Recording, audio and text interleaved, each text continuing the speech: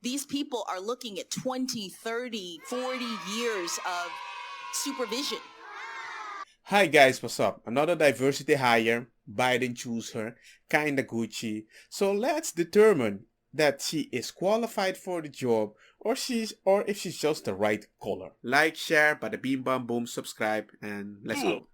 And he was questioning your sentencing record in child pornography cases that do not involve the production of pornographic material. They're known as non-production cases. I wanted to put some context here. The senator from Missouri has in his tweets said of your position on this issue, Judge Jackson has a pattern of letting child porn offenders off the hook for their appalling crimes, both as a judge and a policymaker. She's been advocating it since law school.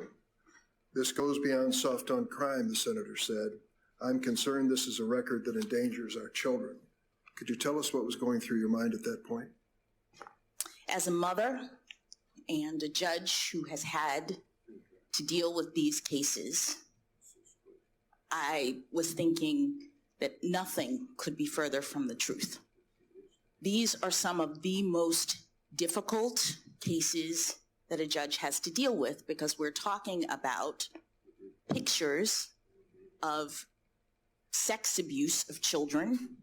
We're talking about graphic descriptions that judges have to read and consider when they decide how to sentence in these cases. And there's a statute that tells judges what they're supposed to do. Congress has decided what it is that a judge has to do in this and any other case when they sentence. And that statute doesn't say, look only at the guidelines and stop.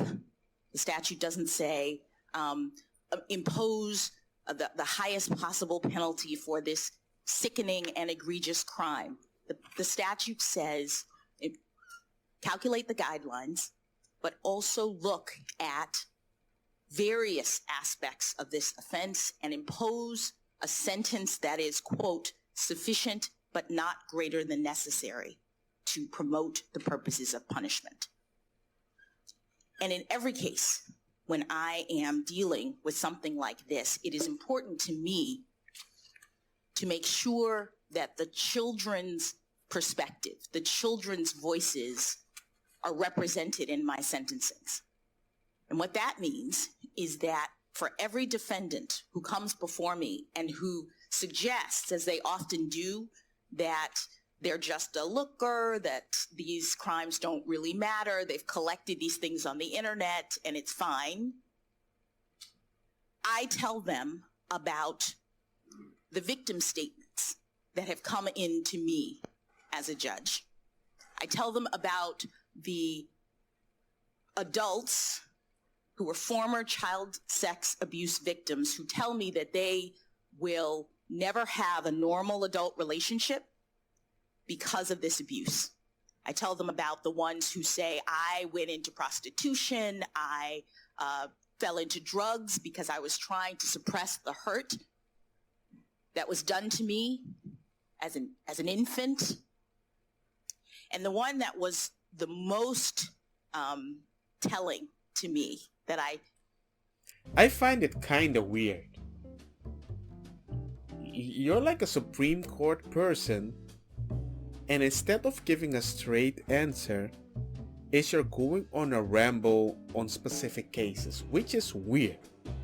For my idea that even if you're a Supreme Court, somebody that's supposed to give a law-abiding response, you shouldn't be showing as much emotion as you can, right? This is the standard. This is what I believe. But I find it weird that, of course, you should provide them a specific crime. But the way she speaks is just in a way that we need to pity the people that commit these crimes because maybe somebody did something to them that made them think like that. And that is the moment I'm like, wait.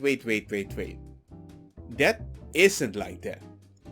All the people that committed such an offense, that it doesn't mean that's the reason. Many times these people, they just can't find a sexual partner. And they get so kinky and horny for their way. I can understand them. And the only person that actually treats them like a human being are kids that don't understand the circumstance they're in. So of course they're going to take advantage of. That's quite logical if you look at it like that. Oh, nobody treats me like a human being. But at least a kid doesn't judge me by their lengths, because a kid does understand how dangerous you are. So of course they go over them. The power, finally her. They feel like an anonymous account on the internet. She's releasing too many people, not by law, but by a specific law that she goes below the amount of years. That's the problem. It's not that she's doing it by law. She's going below the amount of law. Describe at almost every one of these sentencings, when I look in the eyes of a defendant who is weeping because I'm giving him a significant sentence, what I say to him is, do you know that there is someone who has written to me and who has told me that she has developed agoraphobia? She cannot leave her house because she thinks that everyone she meets will have seen her pictures on the internet. They're out there forever. At the most vulnerable time of her life. And so she's paralyzed. I tell that story to every child porn defendant as a part of my sentencings, so that they understand what they have done. I say to them that I don't understand why you focus on telling them something that they understand. Because if you go check the level of people that commit this crime, when they stop, how many re-emerge again in that way of thinking, is humongously high. It's like something like 90%. So it's not that you have that feeling, you can't turn it off. You have to have ample enough of reasons to not do it again. You can tell them she's doing that or something, but I think there has to be something worse in a way that you have to fear for your life, that if you do it one more time, we're gonna give you this amount of years and we're gonna put you in general public. Because we all know that in prison, they hate people that do this to kids. If I judge you that you did something wrong, I'm not gonna be lenient to promote that you're not gonna do it ever again. Anybody that was lenient to me, I didn't hurt somebody. That's why it was lenient. Not if I hurt somebody, it's gonna be lenient. There's only a market for this kind of material because there are lookers. That you are contributing to child sex abuse, and then I impose a significant sentence and all of the additional restraints that are available in the law. These people are looking at 20, 30, 40 years of supervision. They can't use their computers in a normal way for decades. No, yeah, supervision. What do you mean supervision? And the quantity of material was relevant to the sentencing. And now that we have computer access to voluminous amounts of material, it has raised a question, has it not, within the judiciary as to the appropriate sentencing in today's circumstances. This was a question that was raised before the Sentencing Commission, was it not? It was, Senator. The Sentencing Commission has written at least one report, it did when I was there, looking at the operation of this guideline. As you said, the guideline was based originally on a statutory scheme and on directives, specific directives by Congress at a time in which more serious child pornography offenders were identified based on the volume, based on the number of photographs that they received in the mail. And that made total sense before, when we didn't have the internet, when we didn't have distribution. But the way that the guideline is now structured, based on that set of circumstances, is leading to extreme disparities in the system, because it's so easy for people to get volumes of this kind of material now. No. I had to go cough a little, but I was still listening. This is stupid. This is really stupid. The way you're saying is, because we have more access to it through internet and those stuff, the amounts you might have on your computer, it's normal, it's higher than back in the day. No, it's the idea of moral is lower than back in the day. You gotta be freaking kidding me. Do you know how many times I have a camera? I put it to record the beach because I want the slow motion of the beach. I want to do some editing. And then one of my French childs goes there, goes on the ground, do a little doggy style or something like that. I'm like, flip, I need to delete this. I have best friends. They show me kids of their kids. I've never had picture of their kids in the bikini. Naked? I'm like, dude, don't send me those stuff. Even if I delete it, it's gonna leave a paper trail. People are gonna find it in case something weird happens and they do some investigation. So it's not doing the work of differentiating who is a more serious offender in the way that it used to. So the commission has taken that into account, and perhaps even more importantly, courts are adjusting their sentences in order to account for the changed circumstances. But it says nothing about the court's view of the seriousness of this offense.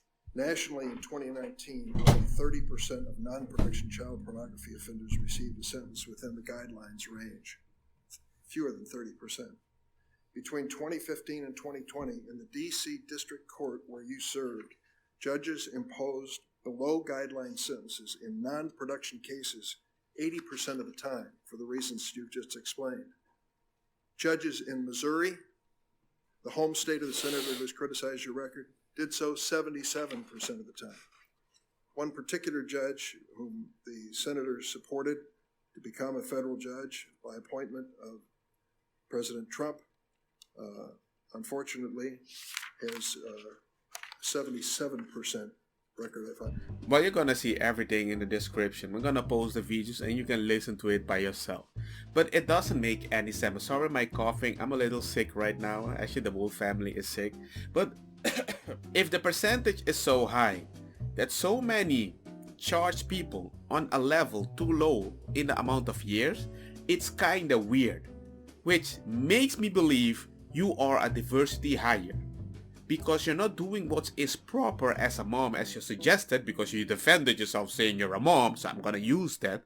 I'm gonna be like, why would you release somebody with a bunch of years that were going to follow you and see what you're doing, but then below the amount of years because they can't control themselves? I understand they can't control themselves, but if you fear for your life, you're not gonna do something when you can't control yourself. You're gonna try to keep it in check. That's my point.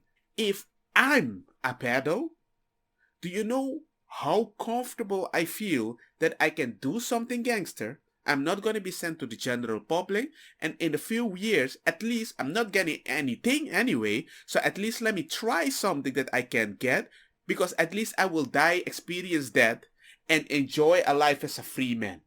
Isn't that a good deal for a pedo? I think it is.